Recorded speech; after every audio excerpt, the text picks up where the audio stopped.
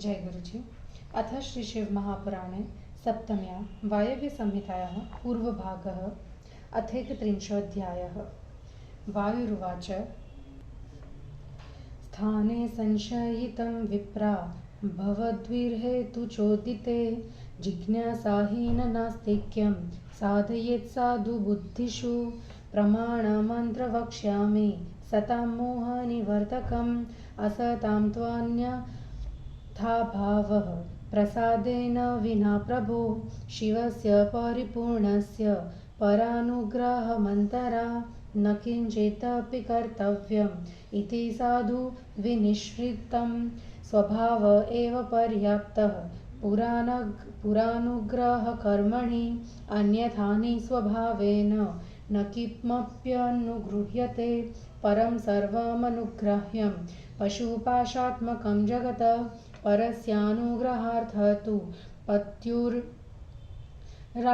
समन्वयः पतिराज्ञापकः सर्वम् अनुगृह्णन्ति सर्वदा तदर्थमर्थस्वीकारे परतन्त्र कथं शिवः अनुग्राह्यानपेक्षोऽस्ति न हि कश्चिदनुग्रहः अतः स्वातन्त्र्यशब्दार्था निनपेक्षत्वलक्षणः एतत् पुनरनुग्राह्यं परतन्त्रं तदिष्यते अनुग्रहाद्रते तस्य भुक्तिमुक्त्योरनन्वयात् मूर्तात्मानोऽप्यनुग्राह्य शिवाज्ञाननिवर्तनात् अज्ञानाधिष्ठितं शम्भोर्न किञ्चिदिह विद्यते येनोपलभ्यते स्माभिः सकलेनापि निष्कलः समूर्त्यात्मा शिवः शैव मूर्तिरित्युपचर्यते न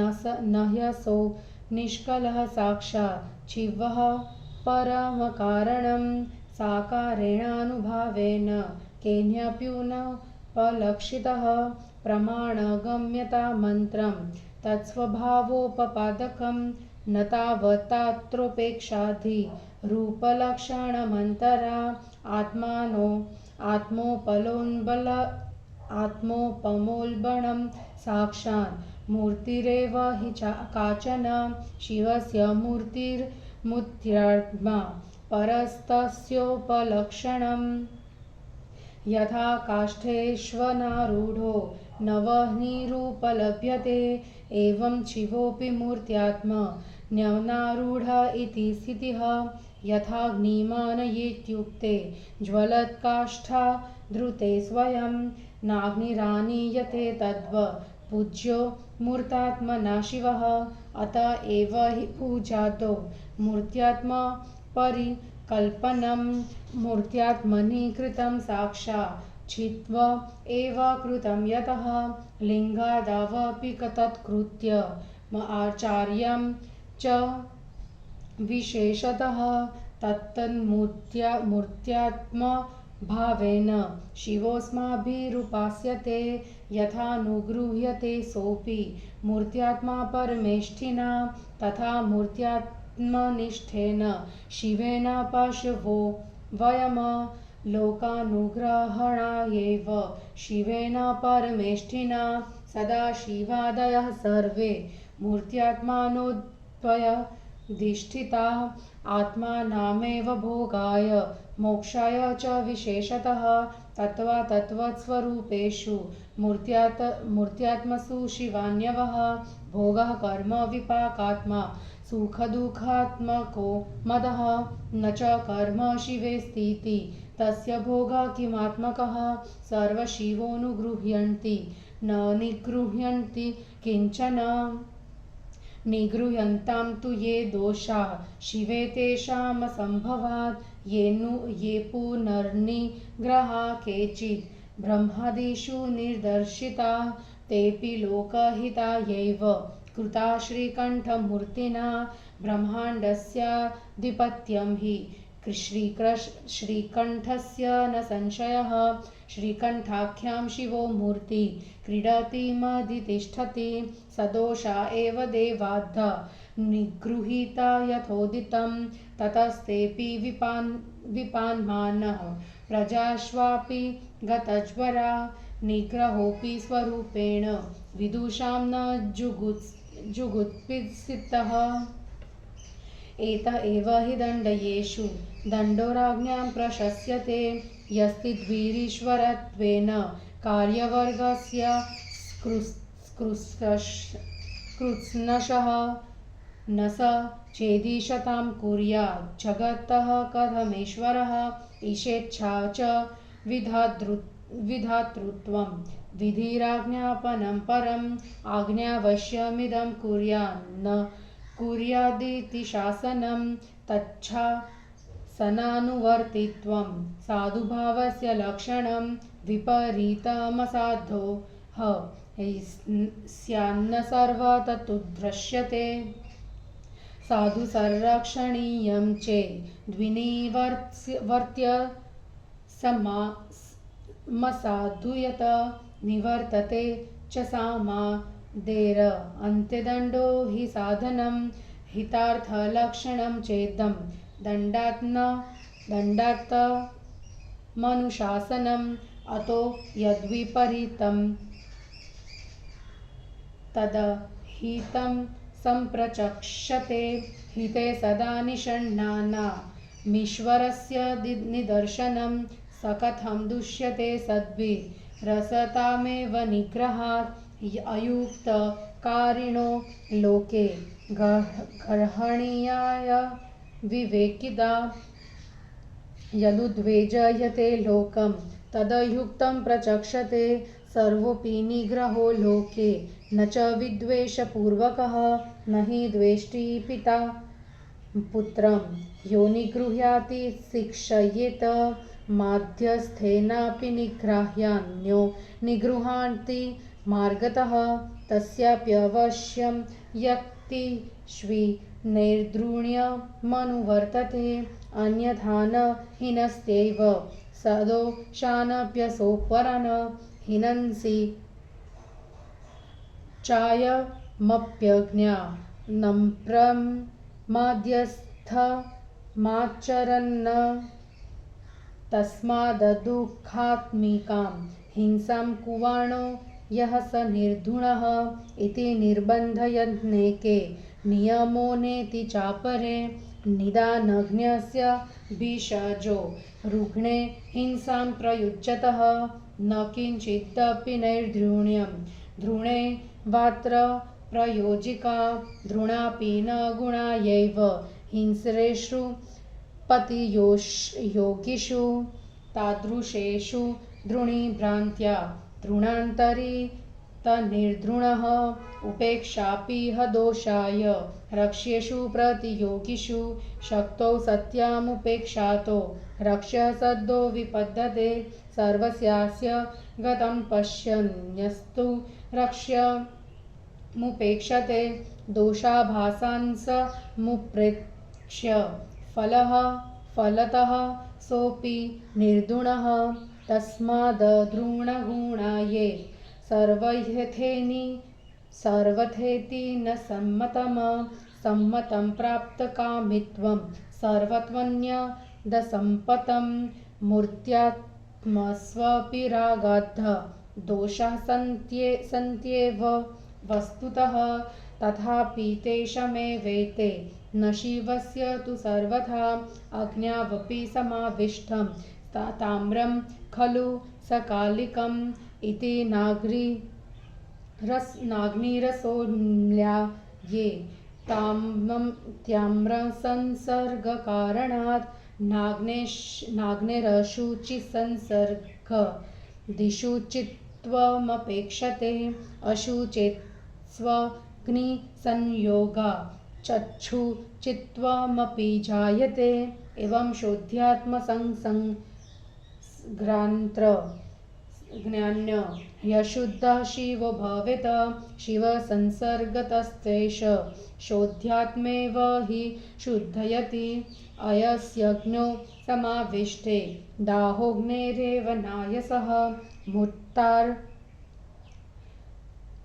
मुत्तर्नीयेन्वश्मैश्वर्यमीश्वरस्यैव नात्मनां न हि काष्ठं ज्वलत्यौभृतं मग्निरेव ज्वलत्यसो काष्ठयाज्ञा रता नाग्ने रेवमत्रापि योज्यताम् अत एव जगत्यस्मिन् काष्ठपाषाणमृत्स्त्वपि शिवा वेशवशादेव शिवत्वमुपचर्यते मैत्रादयो गुणा गौणा अस्तस्मात्ते भिन्नवृत्तयः तैर्गुणैरूपरक्तानां दोषाय च गुणाय च यतो गौणमगौणं च तत्सर्वमनुगृह्यतः न गुणाय न दोषाय शिवस्य गुणवृत्तयः न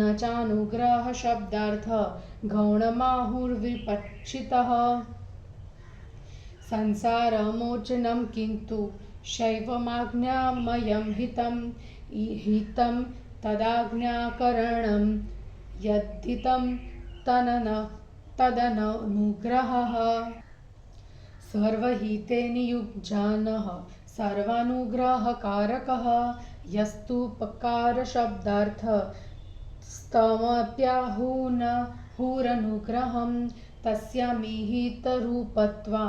अच्छिवः सर्वोपकारकः हिते सदा नियुक्तं तु सर्वचिदचिदात्मकः कं स्वभावप्रतिबन्धं त अस्तमं न लभते हितं यथा विकाशयत्वेव रविः पद्मानि भानुभिः समं न विकसन्त्येव स्वस्वभावानुरोधतः स्वभावोऽपि हि भावानं भाविनोऽर्थस्य कारणं न हि स्वभावो नश्यन्तमर्थकर्तृषु साधयेत सवर्णमेव नाङ्गारं द्रावयत्यग्निसङ्गमः एवं पकमलानेव मोचयेन्न शिवः परान् यद्दथा भवितुं योग्यं तत्तथा न भवेत् स्वयं विना भावनया कर्ता स्वतन्त्रः सन्ततो भवेत् स्वभावविमलो यद्वस्तस्वानुग्राहकः शिवः स्वभावमलिनास्तद्वदात्मनो जीवसंज्ञिता अन्यथा संसरन्त्येते नियमान् शिवः कथं कर्ममायानुबन्धोऽस्य संसारः कथ्यते बुधेः अनुबन्धोऽयमस्येव न शिवस्येति हेतुमान् स हेतुरात्मनामेव निजो नागन्तुकोमलः आगन्तुकत्वे कस्यापि भाव्यं केनापि हेतुना योऽयं हेतुरसावेक अस्त्वविचित्र स्वभावतः आत्मतायाः समत्वेऽपि बद्धमुक्तः परे यतः बद्ध्वेष्वेव पुनः केचिल्यभोगाधिकारतः ज्ञानेश्वर्यादिवैषम्यं भजन्ते सोत्तराधराः केचिन्मूर्त्यात्मतां यान्ति केचिदासन्नगोचरा मूर्त्यात्मीषु शिवा केचिदध्वनां मूर्ध्वसु स्थिता मध्ये महेश्वरा रुद्रा अस्तर्वाचीनपदे स्थितः सा आसन्नेऽपि च मायायाः परमात्करणात्रयं तत्राप्यात्मा स्थितोऽधस्ता दन्तरात्मा च मध्यतः परस्तात्परमात्मेति ब्रह्मविष्णुमहेश्वरः वर्तन्ते वसवः केचित् परमात्मपदाश्रया अन्तरात्मपदे केचिदात्मपदे तथा शान्त्यतीतपदे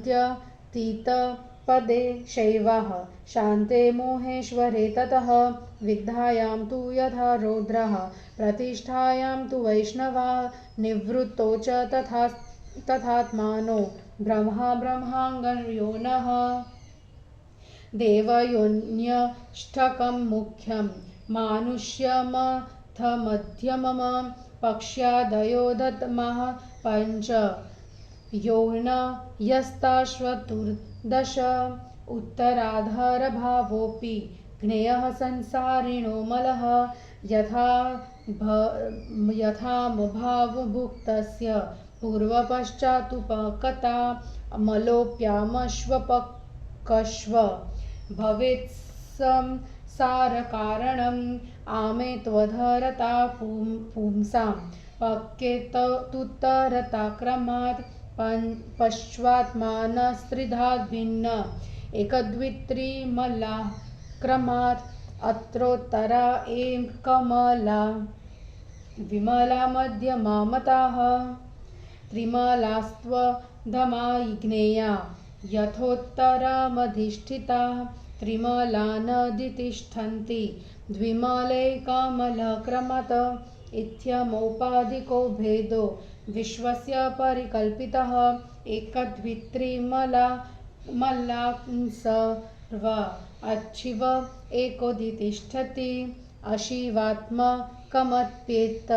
अशिवेधानिधिष्ठितं यथा अरुद्रात्मकमित्येवं रुद्रैर्जगदधिष्ठितम् अण्डान्ता हि महाभूतिः शतरुद्रादधिष्ठिता मायान्तमन्तरिक्षं तु यमरेषादिभिः क्रमत अद्गुष्ठमात्रपर्यन्तेः समन्तास्ततं महामायावसानाधोर्बाह्यव्याधेर्भुवनाधिपे अनाश्रितान्तरध्वान्तरवर्तिभिः समधिष्ठिता ते हि साक्षाद्विशद अस्त्वन्तरिक्षसदस्तथा पृथ्वीशद इत्येवं देवदेवव्रते स्थिता एवं त्रिभिर्मलैरामे पक्वैरेव पृथक् पृथक् निदानभूते संसाररोगः पुंसः प्रवर्तते अस्य रोगस्य भैषज्यं ज्ञानमेव न चापरं विषगाज्ञापकः शम्भुः शिवः परमकारणम् अदुःखेनापि शक्तोऽसौ पशून्मोचयितुं शिवः कथं दुःखं करोतीति नात्र कार्याविचारणा दुःखमेवाहि सर्वोऽपि संसार इति निश्चितं कथं दुःखं स्यात् स्वभावो ह्यविपर्ययः न हि रोगी ह्यरोगी स्यात् द्विषभ्येषज्यकारणात् रोगात् तु विषग्रोगाद्वेषजेः सुखमुद्धरेत् एवं स्वभावमलिनास्त्वभावादुःखिनः पशुना स्वाग्न्योषधविधानेन दुःखान्मोच्यते शिवः न भीषकारणं रोगे शिवः संसारकारणम् इत्येतदपि वैषम्यं न दोषायास्य कल्पते दुःखे स्वभावसंसिद्धे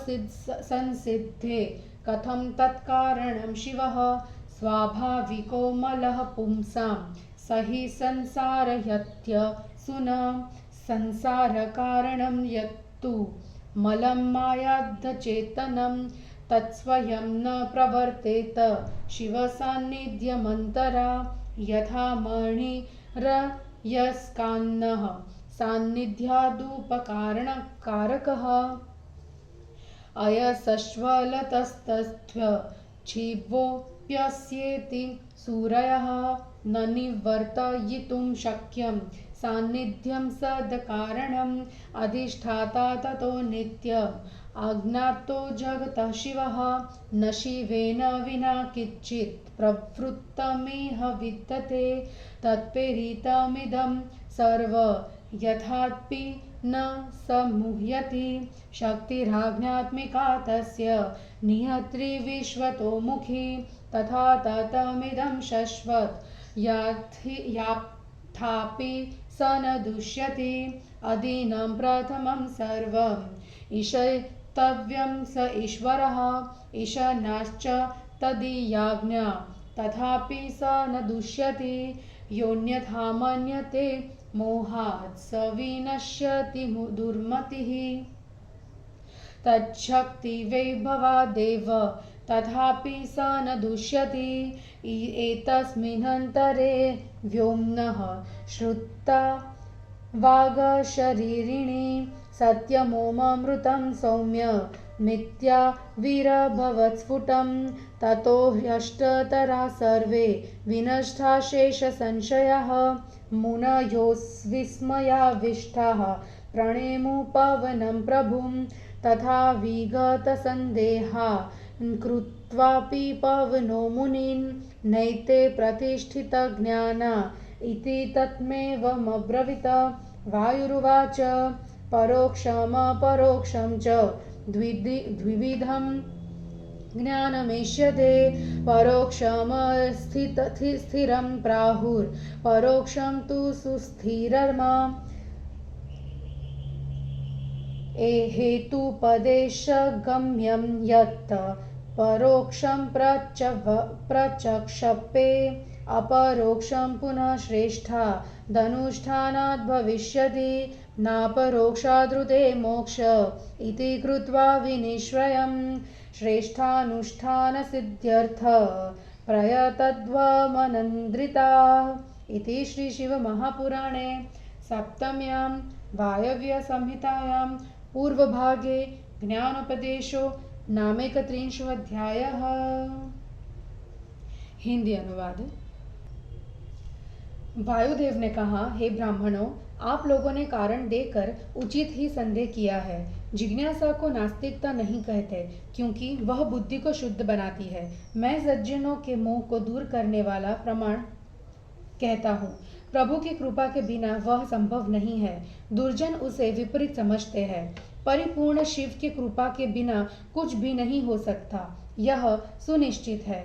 दूसरे के प्रति दया करने में स्वभाव ही पर्याप्त होता है। अपना कुछ नहीं है, इस विचार से कुछ भी नहीं हो सकता। यह पशुपाश स्वरूप संसार दया पात्र है। शिव की आज्ञा दूसरों पर कृपा करने के लिए ही होती है। वह आज्ञा देने वाला पति सदा सब पर अनुग्रह करता है। उसी बात को स्वीकार करने में शिव कैसे परतंत्र हो सकते हैं? जो अनुग्रह की इच्छा न करे तो उस पर कैसे अनुग्रह हो सकता है? इसलिए स्वतंत्र शब्द का अर्थ किसी की अपेक्षा न करना कदापि नहीं होना। यदि अनुग्रह करने वाले को परतंत्र कहो तो अनुग्रह के बिना भुक्ति मुक्ति का भी संबंध नहीं स्थिर होगा। शिव की आज्ञा के निवृत्त न होने से मूर्तिमान भी अनुग्रह करने के योग्य है। इस संसार में कोई भी ऐसा नहीं है जो शिव की आज्ञा को न मानता हो। जिस सगुण की उपासना से हम निर्गुण की प्राप्ति करते हैं, वही मूर्ति आत्मा शिव की मूर्ति है। ये परम कारण शिव निर्गुण ही नहीं है। इनके सच्चिदानंद स्वरूप को तो कोई नहीं जान सकता। उसके स्वरूप का प्रमाण उपासना मात्र है। इनमें प्रत्यक्ष दर्शन वाली बुद्धि नहीं करनी चाहिए। यदि कोई आत्मा के उपलक्षण वाली मूर्ति है तो मूर्ति आत्मा वाले शिव का उपलक्षण मूर्ति है। जैसे काष्ठ में स्थित अग्नि भी उसमें आरूढ़ न होने के कारण दिखलाई नहीं देता, वैसे ही मूर्ति में आरूढ़ न हुआ शिव दृष्टि गोचर नहीं होता। जैसे अग्नि लाओ कहने पर जलता हुआ लकड़ी का टुकड़ा लाया जाता है, न कि स्वयं अग्नि, वैसे ही मूर्ति स्वरूप शिव पूज्य है। इसलिए पूजा आदि में मूर्ति रूप शिव की कल्पना की जाती है। वही साक्षात शिव माना जाता है। लिंग आदि में भी वही भाव पूजा के नियमित होता है। उस मूर्ति में शिव की भावना करके हम शिव की उपासना करते हैं। मूर्ति रूप वह परमेष्ठी शिव सब पर अनुग्रह करते हैं। वैसे ही मूर्ति में स्थित परमेश्वर की हम जीव उपासना करते हैं। परमेष्ठी शिव ने संसार का अनुग्रह करने के लिए ही सदाशिव आदि मूर्ति के रूप में स्थापित किया है। आत्मा का उपयोग विशेष करके भोग मोक्ष के लिए है। तत्व अतत्व रूपों में तथा मूर्तियों में शिव का संबंध रहता है। भोग कर्मों के विचार से होता है, वह सुख दुख रूप है। जब शिव में कर्म नहीं है तो उनका भोग कैसा होगा? शिव जी सब पर अनुग्रह करते हैं कि वे किसी का निग्रह नहीं करते। निग्रह करने वालों में जो दोष है वे शिव में नहीं है। जो ब्रह्मा आदि का निग्रह दिखलाया गया है वे भी श्री कंठमूर्ति ने लोकहित के लिए ही किए थे। संपूर्ण ब्रह्मांड में शिव का एकमात्र स्वामित्व है, इसमें संदेह नहीं है। श्रीकंठक नामक शिव मूर्ति संसार में खेल रही है।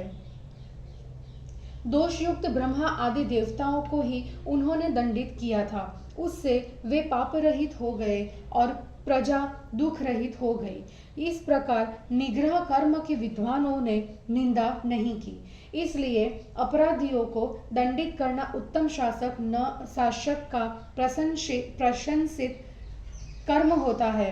जो ईश्वर के कार्य से नित्य सिद्ध होती है, वह यदि अपना महत्व न दिखलाए तो वे संसार के स्वामी कैसे कहे जाएंगे। ईश्वरता विधातापन ये विधि की आज्ञा कही गई है। ऐसा करो यह आज्ञा है, उसे न करना दंड पाने के योग्य है। शासन के अनुकूल चलना सज्जनता है, उसके विपरीत असज्जनता है। यह सर्वत्र नहीं देखा जाता। दुष्टता को हटाकर सज्जनता की रक्षा करनी चाहिए। साम आदि से उसे हटाना चाहिए। अंत में उसका उपाय दंड है। दंड पर्यंत जो यह शासन है वह समाज का हित करता है, इसके विपरीत अहितकारक होता है। सदा हित कार्यों में लगा रहना यह ईश्वर का उदाहरण है। असत्य पुरुषों का निग्रह करने से वह दुष्ट नहीं होता। अनुचित कार्य करने वालों की अविवेकिता की निंदा होती है। जो संसार को घबरा दे उसे अनुचित कहते हैं। संसार में सभी निग्रह दंड द्वेष के कारण नहीं होते। जो पिता शासन के साथ पुत्र को शिक्षा देता है वहाँ द्वेष कारण नहीं होता। दूसरे की सहायता लेकर निग्रह करने में कुछ कठोरता अवश्य होती ही है, नहीं तो दोषयुक्त दूसरों पर भी वह शासन नहीं कर सकता। ऐसे व्यक्ति मध्यस्थता धारण कर मूर्खों को दंड देते हैं। इसलिए जो दुखद हिंसा करता है वह निर्दयी है, ऐसा कुछ लोग कहते हैं। दूसरे इस परिभाषा को नहीं मानते। निदान को जानने वाला वैद्य रोगी के साथ जो भी कठोरता करता है उसमें कुछ भी निर्दयता नहीं होती, अपितु दया के कारण होती है। दूसरे इस परिभाषा को नहीं मानते। निदान को जानने वाला वैद्य रोगी के साथ जो भी कठोरता करता है उसमें कुछ भी निर्दयता नहीं होती, अपितु दया ही कारण होती है। हिंसक प्रतियोगियों में दया हितकार नहीं होती। ऐसे लोगों पर भ्रम से दया करने वाला भी निर्दयी हो जाता है। रक्षा करने योग्य विरोधियों की उपेक्षा करना भी दोष है। शक्ति होने पर की गई उपेक्षा से रक्षा करने योग्य वस्तु शीघ्र नष्ट हो जाती है। सांप के मुख में जाते हुए जो रक्षणीय वस्तु भी उपेक्षा दोषाभास के कारण करता है वह भी निर्दयी है। दया करना सदा ही गुण नहीं है, यह सत्य नहीं है। कार्य पड़ने पर दया करनी चाहिए, अन्यथा नहीं। वास्तव में मूर्तिमान में राग आदि दोष होते हैं, ये अन्यत्र पाए जाते हैं, शिव में नहीं। अग्नि में डाला हुआ तांबा काला पड़ जाता है। इस तांबे के संपर्क से अग्नि कभी भी दूषित नहीं होती। अपवित्र पदार्थों के संपर्क से भी अग्नि अपवित्र नहीं होती। अपवित्र वस्तु अग्नि के संयोग से शुद्ध हो जाती है। इस प्रकार आत्म संसर्ग से शुद्ध शिव किसी प्रकार अशुद्ध नहीं होते। शिव संसर्ग से शुद्ध होने योग्य आत्मा ही शुद्ध होता है। लोहे को आग में डालने पर अग्नि का ही दाह होता है, लोहे का नहीं। इसलिए मूर्ति की आत्मा में शिव का ही ऐश्वर्य होता है, न कि अन्य किन्हीं आत्माओं का। काष्ठ ऊपर को नहीं जलता, किंतु आग ही ऊपर को जलती है। काष्ठा का अंगार रूप होता है, अग्नि का नहीं। यह उदाहरण भी इसमें जोड़ लेना चाहिए। इसलिए इस संसार में लकड़ी, पत्थर, मिट्टी में भी शिव के आवेश के कारण ही शिवत्व को स्वीकार किया जाता है। मित्रता आदि गुण गौण है, क्योंकि ये चित्त की वृत्तियां मात्र है। मित्रता आदि गुणों से युक्त शिव गुण दोष के कारण होते हैं। ये गौण तथा प्रधान वृत्तियां शिव के अनुग्रह पर निर्भर है, अतः वे मूल रूप से गुण दोष के कारण नहीं होती। संसार के प्राणियों को जन्म मरण के बंधन से मुक्त करना, इस शब्दार्थ को विद्वान गौण नहीं कह सकते, किंतु वह तो शिव की आज्ञा मात्र है। उनकी आज्ञा का पालन करना चाहिए, करना हित है। जो हित है वही अनुग्रह है। सबको हित में लगाने वाला ही सबका अनुग्रह करने वाला है। जो उपकारक शब्द का अर्थ है उसे भी अनुग्रह कहते हैं। उसमें भी शिव ही सबके उपकारक है। वह चैतन्य अचैतन्य स्वरूप सबके हित में लगा हुआ है। अपने स्वभाव के कारण प्राणी उस समरूप से अपना हित प्राप्त नहीं कर पाते। जैसे सूर्य अपनी किरणों से कमलों को विकसित करता है, फिर भी वे एक साथ अपने स्वभाव के कारण विकसित नहीं होते। स्वभाव भी पदार्थों के भावी अर्थ का कारण है। कोई भी स्वभाव से होने वाले अर्थ को विपरीत नहीं कर सकता। जैसे आग का संपर्क सोने को पिघला सकता है, अंगार को नहीं, वैसे ही शिव पूर्ण दोष वालों को छोड़ देते हैं, अपूर्ण दोष वालों को नहीं। जो जैसा होने के योग्य है वह वैसा स्वयं नहीं होता है। बिना चेतन क्रिया के वह कर्ता स्वतंत्र कैसे हो सकता है। जैसे निर्मल स्वभाव वाले शिव सब पर कृपा करते हैं, और जो स्वभाव मलिन है वे जीव कहे जाते हैं। फिर ये जीव अपने नियम के विपरीत नहीं चल सकते, अतः ये शिव स्वरूप कैसे हो सकते हैं। इसी कर्म तथा माया के अनुबंध को संसार कहते हैं। कर्म और माया का बंधन जीव के साथ है, न कि शिव के साथ। जीव मल से युक्त है, उपाधि से नहीं। उस आगंतुक मल की उपाधि भी किसी कारण से अवश्य होती है। जो इसमें कारण है वह एक है, किंतु स्वभाव भेद से उसके अनेक रूप है। आत्मा के समान होने पर भी कोई बद्ध है, दूसरे मुक्त है। उनमें भी लय तथा भोग के अधिकार से भिन्न है। कुछ ऊंच नीच ज्ञान ऐश्वर्य के कारण विषमता को प्राप्त होते हैं, अतएव कुछ मूर्ति रूप को और कुछ समीपता को प्राप्त होते हैं। कुछ मूर्ति रूप में मंगल रूप हो शरध्वज से ऊपर स्थित रहते हैं। मध्य में महेश्वर और रुद्र उसके नीचे रहते हैं। माया के निकट होने के तीन कारण हैं। उसमें भी आत्मा नीचे और अंतरात्मा मध्य में स्थित है। उनके ऊपर परमात्मा स्थित है। ब्रह्मा, विष्णु, महेश तथा परमात्मा के आश्रित कोई दूसरे जीव भी इस पद को प्राप्त होते ही है। कोई अंतरात्मा पद में, कोई आत्मा पद में, कोई शांत्यतीत पद में और कोई शांति पद में शिव भक्त स्थित रहते हैं। विद्या में रौद्र, प्रतिष्ठा में वैष्णव, निवृत्ति में आत्मा, ब्रह्मा और उनकी अंग योनियां स्थित है। 8 देव योनियां उत्तम है, मनुष्य योनि मध्यम है, पक्षी आदि अधम 5 योनियां है।